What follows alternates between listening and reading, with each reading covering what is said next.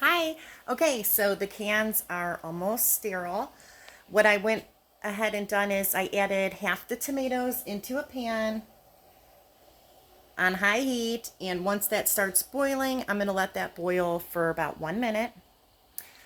And then when the minute's up, I come over to my sink and I put the tomatoes in this cold water here, and that's really going to help the skins come off. I'll try to get that on video.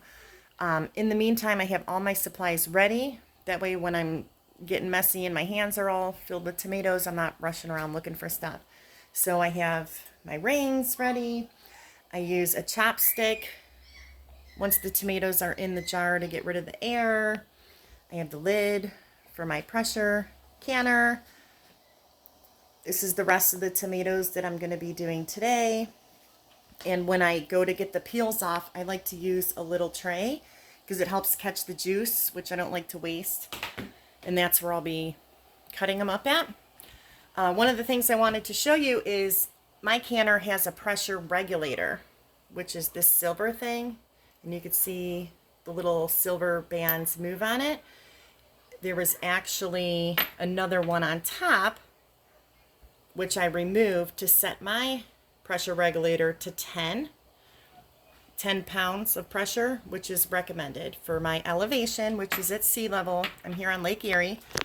I'll just show you in the book how I figured that out. There's a diagram where you could take off some of the rings to change the settings from 15 to 10 to 5 pounds of pressure. Pretty neat.